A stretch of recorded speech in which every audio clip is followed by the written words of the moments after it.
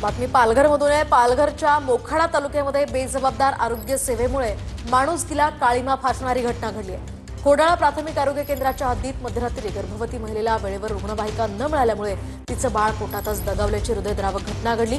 दरम्यान गर्भवती महिलेवर नाशिक जिल्हा रुग्णालयामध्ये शस्त्रक्रिया करून मृत अर्भकाला बाहेर काढण्यात आलं।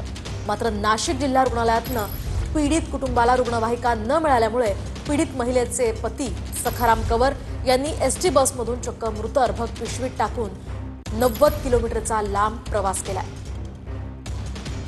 ती नाशिकचा रिपोर्ट आम्हाला अजून अप्राप्त आहे आणि मला असं वाटतं की त्यांच्याकडे पण शववाहिका प्राप्त झाल्या असतील।